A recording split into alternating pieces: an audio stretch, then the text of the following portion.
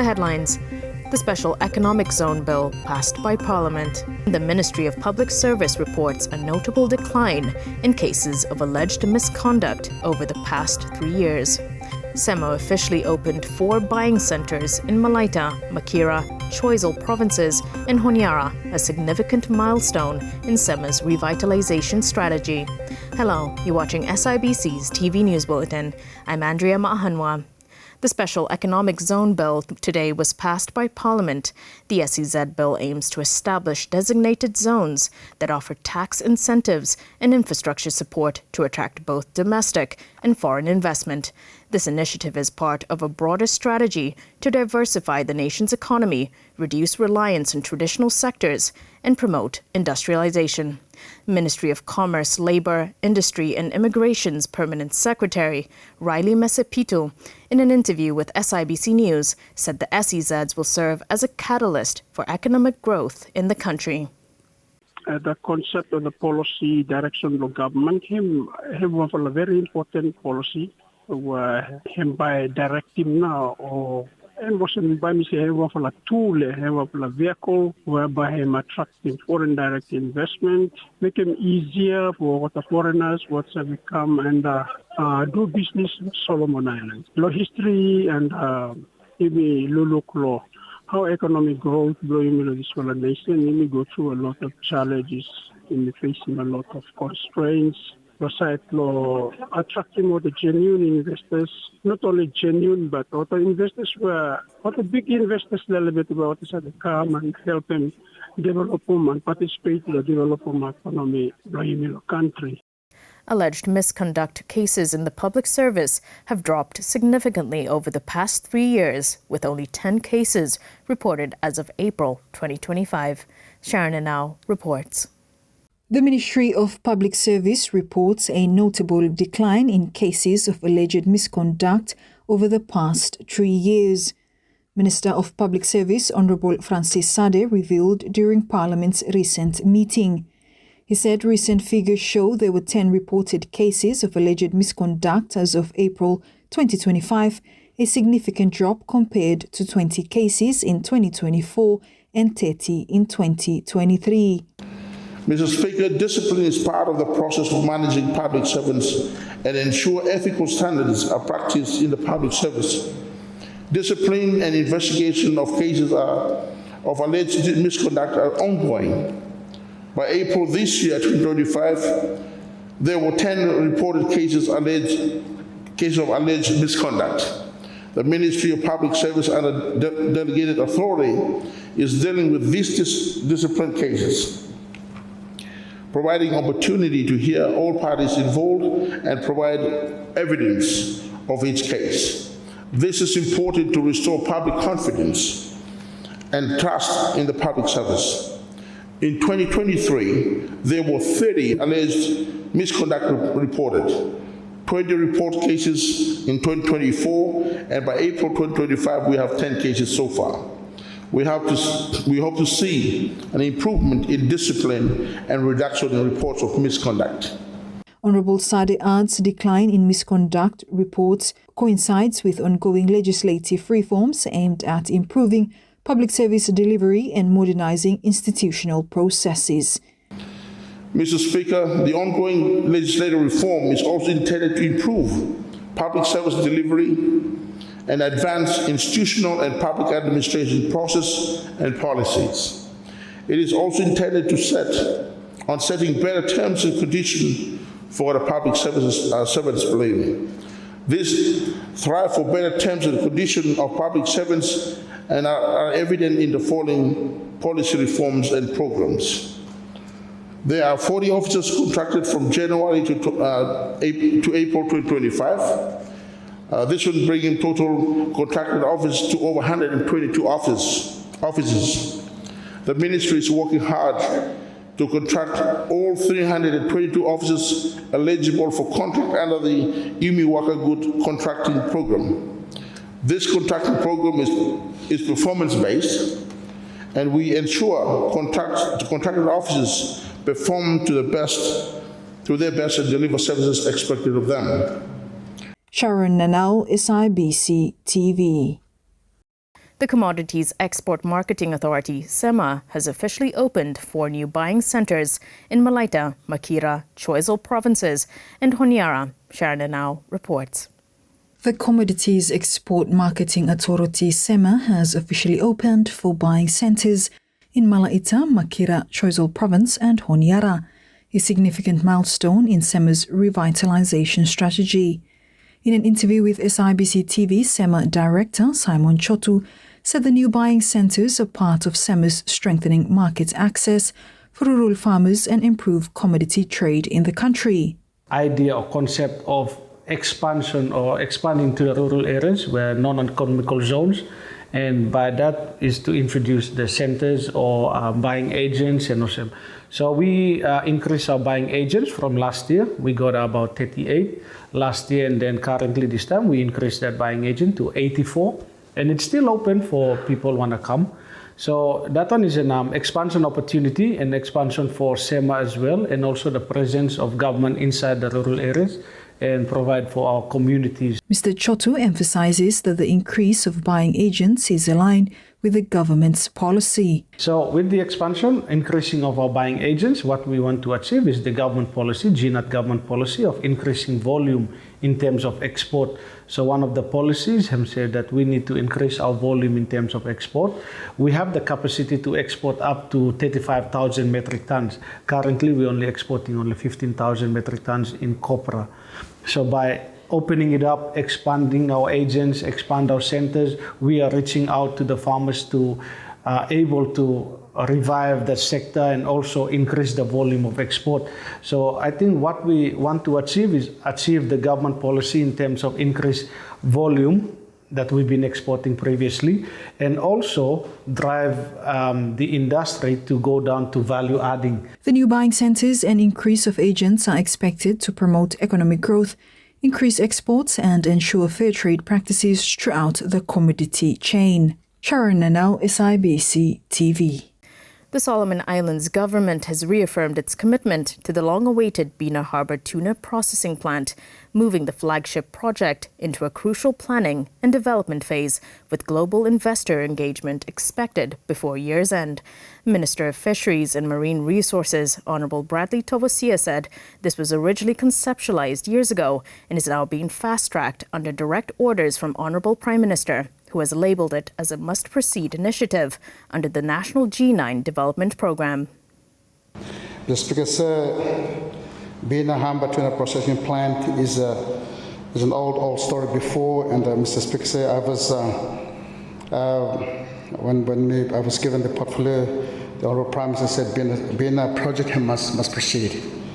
So it's one of our flagship law GNAT. And so, Mr. Speaker, said building on fundamental work on securing land access and formalizing land tenure, clarifying infrastructure needs, developing stakeholder partnership, our focus for the project is now on generating the evidence-based and operation readiness required to transition from design to construction.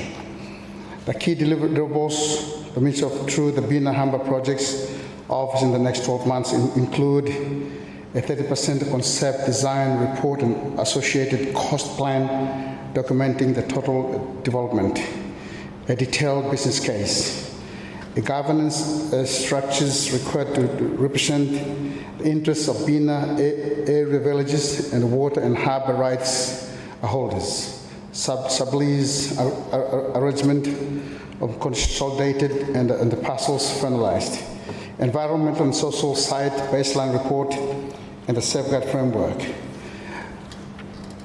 Public-private partnership structure presented to the Cabinet for approval and the associated rebate scheme policy enabling regulations finalized. Honourable Tovosia adds in efforts to progress the Bina Harbour project, a restructured project office and completion of key site investigations, paving the way for critical design and planning milestones in the coming months is in the works. Mr. Speaker said to deliver this work program, the project office will be reorganized and streamlined, become more outputs, focused, work more closely with the stakeholders, including the Malaita provincial government and other national government agencies, development partners and potential investors. This is very important to us, Mr. Speaker said, for move this project. Mr. Speaker said the land and the marine geotechnical site in investigations have recently been completed for the port at Bina and enabling landslide infrastructure to support the operation of the world-class tuna processing operation. The findings will inform the development of the 30% concept design report and cost plan. Other studies and inputs to inform enabling infrastructure planning and design include constraints mapping that to consider potential risk to the site, flooding and coastal inundation, and to identify important cultural sites and land use features such dwellings, plantations, and natural resources. This will be complete by June 2025. Health Minister Honorable Paul Bosawai has called for stronger and sustained global health cooperation beyond times of crisis during his national address at the 78th World Health Assembly in Geneva, Switzerland. Alex Dadamu with the details. The Minister of Health and Medical Services, Honorable Paul Bosawai, emphasized strongly the need for global health cooperation, not only when a health crisis unfolds. Honorable Bosawai made the call when delivering the national statement at the 78th session of the World Health Assembly in Geneva, Switzerland. We have journeyed long and hard over so many years, learning and many lessons along the way. The greatest lesson of our global efforts is that we must work together, not only when a crisis unfolds, but strive to be ahead through strong collaborative partnership and preparation during normal and not so normal times. Honorable Bosawai also highlighted the importance of working together for a healthier future. As a family of nations, we are together in our journeys, needing each other more than ever to build a healthier, responsive and resilient future. The Health Minister is currently heading a delegation to the World Health Assembly, which will conclude on Tuesday, 27th May. Alex Dadamu for SIBC TV. The Ministry of Agriculture and Livestock has concluded its planning conference in Honiara with key solutions to guide future efforts in production, infrastructure and agribusiness, aiming to strengthen the country's agriculture sector. Sharon Anau reports.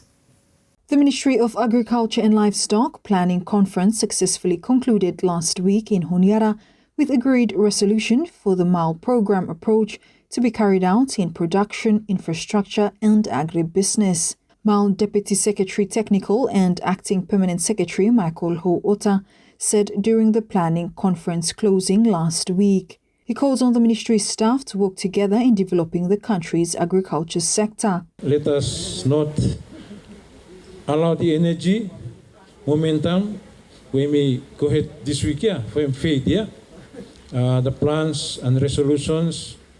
Me please for tell him that he may agree law resolutions for the MAL program approach, budget strategy for 2026.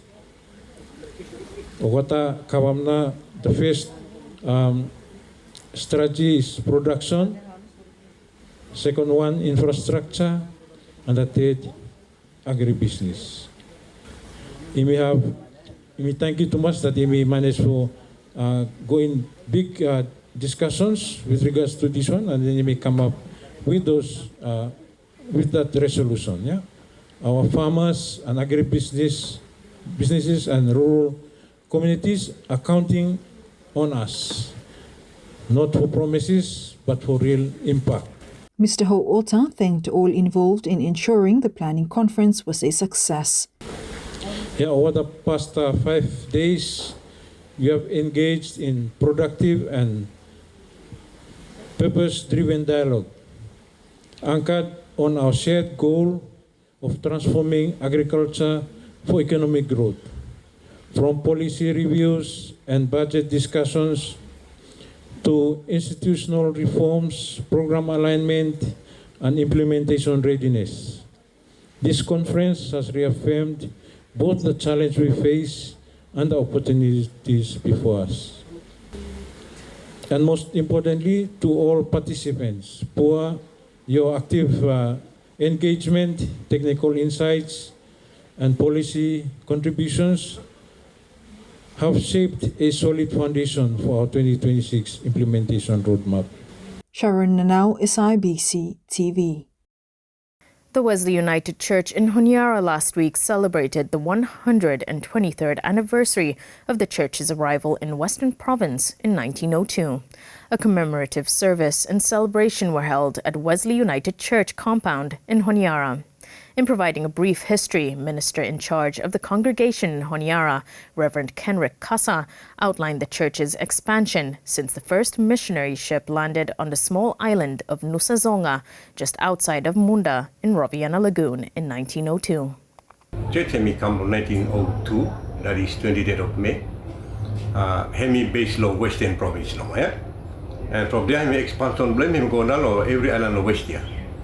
Long 1902 hemi come lo Munda, long Roviana. 1903 hemi go down lo Simbo. 1904 I think lo Ranonga something was him. 1905 lo Vela and lo Chuezo. So hemi almost every island lo western part of Solomon.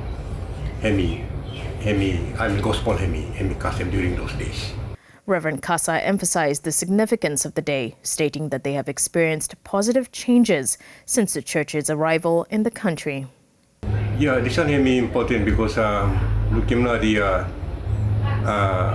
time that gospel hemi been brought to our shores, and hemi change him now life of people. Before the gospel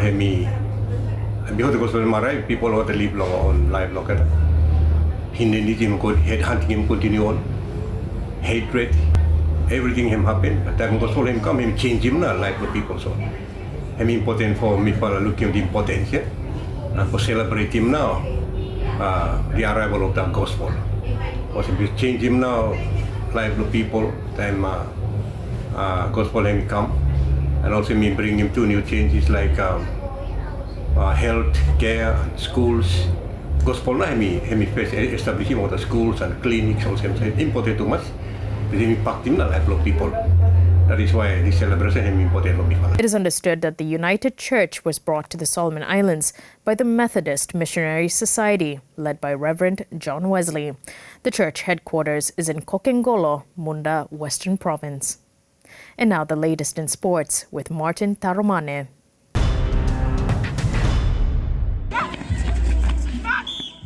The 2025 season of the Honiara Netball Leagues kicked off on Saturday with round 1 of pool matches at the Multipurpose Hall. Honiara Netball Association Vice President Margaret Talasasa confirmed this year's competition sees a total of 46 teams competing. Our 2025 league season, Lo Honiara Netball Association, we will commence and Lo Super Division, we will 11 teams. No A Division, Vagarem 11-2, and no B Division, Vagarem 12, and C Division 12 for the teams, the low C Division. 8 for the new teams that are joining me follow this year. Like last year, we have 47 teams, and some of the teams, like Auto come back this season now. So 8 for the Auto apply come, Auto right come like joining me follow, so we will have to go through the grading, and then we will place him of the respective divisions. Talasasa meanwhile called on teams and umpires to arrive on time for their respective matches during their allocated times to play and officiate matches. Remind all teams for come on time, be on time for their games, and all the umpires too. The umpires will allocate for taking out the games. Or should come to coming up like today. The challenge is there are umpires out there, but also come help. Only few umpires, no one for umpire of the games today. HNA leagues will be played on Saturdays, Sundays, and on Mondays. A total of 14 matches took place on Saturday, 5 matches on Sunday, with 2 more matches taking place today at the Multipurpose Hall. Martin Taromane, SIBC Sports.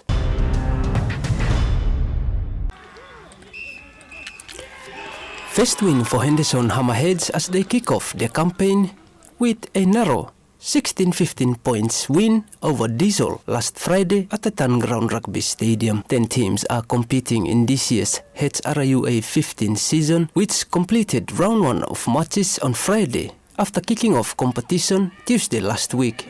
Diesel Rugby Club team captain David Teno said it was a good game, and despite the result not going their way, he is happy with their performance. So far, so good. Came here alright, and game na one team must win. Yeah, no matter how competition there, but always one team by win. Everything. If I'm happy, if I accept the result, after deserving win block. If I go, if I pull ups, if I walk mistake, if I looking today, and other things where if I looking at no good field today, if I go. A relieved Hammerheads head coach Philip Campbell, on the other hand, said the win will boost his players' morale for the upcoming games. After round one, I said we have a quick turnaround. We play Mataniki on Thursday, so first thing, focus back more on recovery for Stambler boys. And then for looking how is one managing injuries, but then again, it's preparing back more, working on the little things, just our little things where we will get for me will celebrate when we need to work on them. And by Thursday, we should be good to go again more. Other results for round one of competitions for the HRUA 2025-15 seasons saw Tavuli Giants defeating Islanders 30 points to 20 on Tuesday, while SPOL Avaiki demolished Sinu with a whopping 122 points victory on Wednesday. Usotasi Leopards secured a 15-point win over Sosa, finishing 25 to 10 points, while Matangiki kicked off the campaign with a 31-13 points win over Malaita Crusaders on Thursday. Martin Taromane, SIBC Sports. And that's news. Follow us on sibconline.com.sb and our SIBC News Facebook page for more of our latest stories. Thanks for watching.